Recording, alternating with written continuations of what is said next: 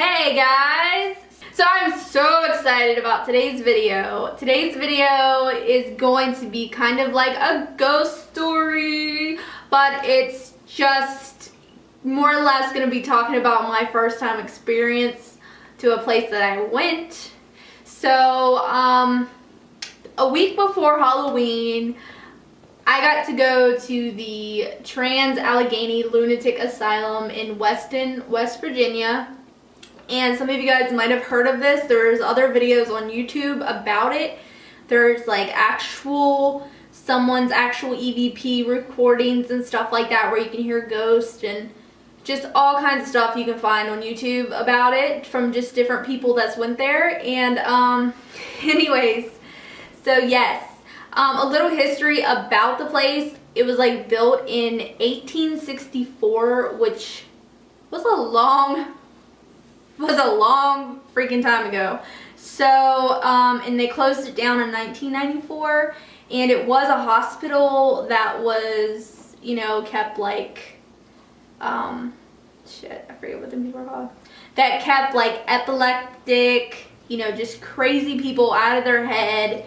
And I think it was like designed to hold 250 patients, and it ended up like in the 1950s having over like 2,400 people, which is insane. And anyways, this isn't just like your typical hospital nowadays. I would say that this place is 100% haunted, and not only from my personal experience that I'm going to tell you guys about, but just if you read up on the history about the place, it was really not a good place to be at. And we were going there basically for this other like haunted thing that they were having called the Forsaken, which was just like where people jump out and scare you and stuff like that.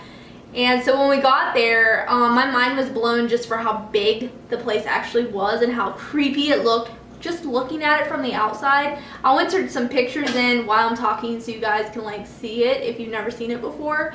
And yeah, it was just super huge and amazing, and just it's like one of the second largest stone cut buildings or something like that in the United States, which is like pretty crazy that it's like, but anyways, so I was freaked out, and by the time we got there it was dark, you know, it was completely dark, and I was like, oh, we're gonna get to go in the actual asylum, you know, like it's gonna be so scary. And our ticket was for the Forsaken thing was actually not in the asylum. It was in a different building, which was also creepy, but it wasn't the actual asylum. So I was kind of like bummed out about that. And then the line was so long to get into the Forsaken that we were just kind of like, they were offering these flashlight tours that was inside the asylum, and I'm like, oh, we gotta get those, you know, like I want to go inside the real thing, you know. So we ended up buying a Forsaken ticket and buying a flashlight tour. We just picked one, like a newest one that they had this year was up on like the 3rd ward or something, like where they kept like all the crazy patients up there locked in their cells and stuff. And so anyways, we went inside to do the flashlight tour first, and it lasted for probably a good, I don't know how long it was, maybe 40 minutes. I don't know if it was that long. It might have been that long. It seemed like a pretty long time, but it was so interesting. But when we went in, like I automatically had this feeling of just this eerie feeling. Just going in, I noticed there was this cold air coming down from like the halls and stuff that you could just feel. It was so cold in there. Like it was colder in there than it was outside, and it was just kind of weird. So we were going down the hallway, then we had to go up these stairs to the 3rd ward, and you know, our tour guide was telling us stories of what happened to her there and what happened to the other employees working there, and just ghost stories, you know, and stuff that's happened. And we went up to the 3rd ward, and we got over in this one side, I forget what it was called now, but they had patients in there, over in there. And these group of teenage boys that were in our group went into this one room, and the next thing, like I remember our tour guide was talking to us, these boys come flying out of the room, scared to death, shaking, and you know, everybody's just like, everybody else is just kind of like, what the hell, like what happened? You could tell that these guys were not faking it.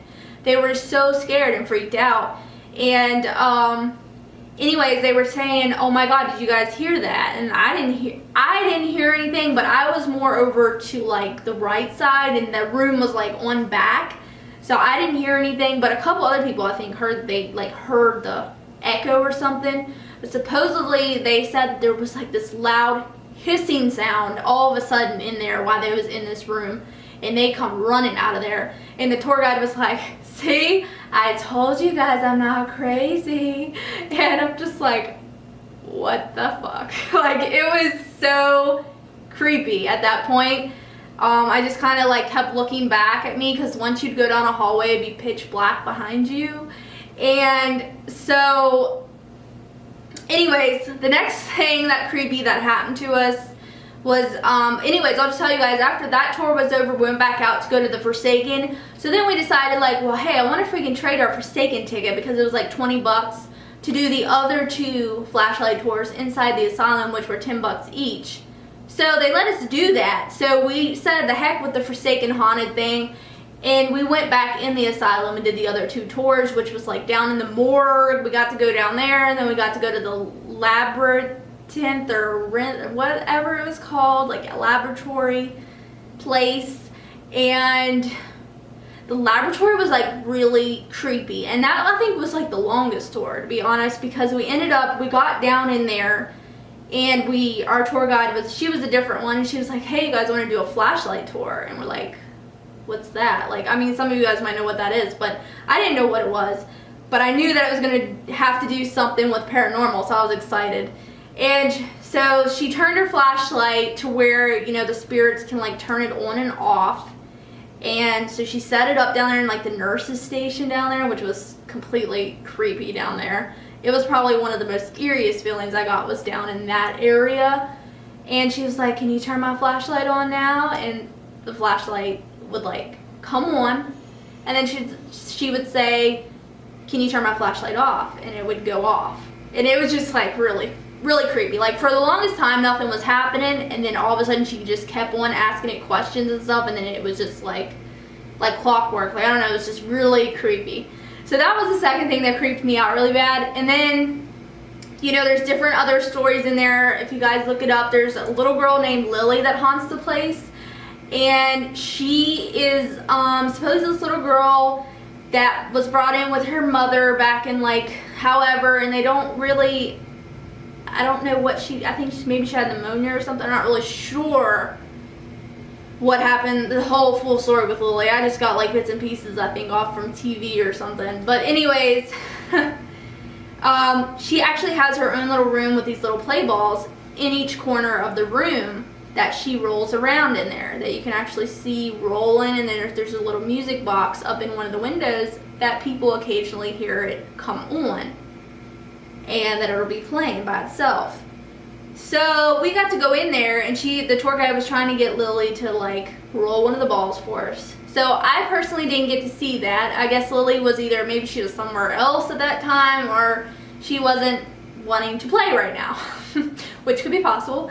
But if you look it up on YouTube, like other people's videos, there is an actual video where Lily is like rolling the ball, and nobody is touching it. Like, somebody's actually just filming their experience there, and you can see it moving. Like, it's creepy. Like, it just freaked me out even more after that. So the next creepiest thing, I think, what else happened to us? There was this other area in this big long room. Like, this building is so huge you get lost in there. And there was this guy, the ghost that supposedly haunts this room is called Willie. And they were trying to get him to whistle, because apparently he likes to whistle throughout there. So we never got to hear the whistling, but I think there's videos about it on YouTube, and I know the tour guide was saying that in some of her groups people did hear it. So apparently that's what goes on in there. So anyways, the next creepiest thing, the last thing that actually happened there, was something that I saw and Scott didn't see, or his son didn't see, but me and this other girl that was more behind the group that was taking pictures, we got to walk outside around the backyard where patients like to hang out back there, and we got to come around the side of the building and look, and as you're looking up, you can see all 4 floors of the side of the building, and there was nobody else in there at the time but maybe one other group, but they could only been on one floor, and there's no electricity in the building at all. So we saw, like, all of a sudden I was taking pictures and I just happened to be looking up, and there was this light that come on in the 4th floor, which I don't think they take people up to the 4th floor, and then it went down to the 3rd floor, to the 2nd floor, and then down, all the way down, like, at one time. It was so creepy. Like, I just remember, like, what did I just see? Like, did I just see that? Like, I know that nobody did that because there was nobody else inside the building. Like, so that was my personal paranormal little thing that I experienced, was to see that. And it was just weird. And this, I'm like, I asked this other girl, I'm like, did you see that? And she's like, oh yeah, I saw that. So I wasn't crazy. But the place is super creepy, is all I gotta say. And more exciting news is that we're going back there to do an actual ghost hunt in December, and I'm so pumped for it, like, so excited. I hope I can bring, like, my video camera and get some clips for you guys in there. So please give this video a thumbs up if you guys would like to see the actual clips from inside the asylum. And I'm thinking about buying an actual EVP recorder just to see if I can get any kind of voices and ghosts to interact with us, which is gonna be so much fun. I just can't wait. But anyways, after the night was over, like, I just wanted to go back in there and just, like, look around some more, you know, because we obviously didn't get to see everything in there. There was obviously another floor that we didn't get to go on, and I don't know why they don't take people up there, I don't know, but it's so creepy inside. You just get this eerie feeling. And then so many bad things have happened to patients that actually stayed in there. I know our tour guide was telling us that this one doctor did like 100 lobotomies, like, in one day or something. And that's where he was, like, taking, like, an ice pick and putting it up people's noses into their brain to scramble their brain up, you know, just to try to fix them. Like, that's insane. Like, and disgusting and just creepy. And, like, I know, like, hundreds of people have died in there, and there were so many creepy stories about it. You guys will have to look it up. And if you guys have not seen the Ghost Hunters, it was actually on Ghost Hunters. It was on Ghost Adventures, and there's other shows on Travel Channel that it has been on. So if you guys do some research, you can actually watch the Ghost Hunters in there, which is pretty interesting that they were there and that I got to go there. I was excited about it. So that was my little first experience there. I just wanted to share this video with you guys because I had so much fun going there, and I just can't wait to go back. But yeah, thumbs up this video if you guys want to see my second experience at the Weston Lunatic Asylum. I'm so excited about it. I don't know. But anyways, what I also was going to tell you guys is that I was so creeped out that night that when I got home that night, I could barely sleep, for one, because I was just thinking about all the, like, things that tour guide was telling us that happened in there and stuff. And I had nightmares all night long that night. And I don't ever have nightmares, but I had nightmares that night. So I just know that there's something wrong with that place. But one of a creepy story that she told us that stuck out was down on the 1st floor, as you're going out to the back to go to the morgue, there used to be a cafeteria building there, and they actually had to tear it down for whatever. I guess it was just really old or something, but apparently it was pretty big because it looked like it was. And there was like a cement pathway, I guess that used to be a tunnel at one time that you used to have to walk down, but, you know, it's not there anymore. But the pathway's still there, so we walked down the pathway, and she told us at the end that there was a mud puddle there. And every now and then they will see bare footprints coming out of the mud hole, going down the pathway back into the asylum and down the main wards and through the hall. No explanation for that.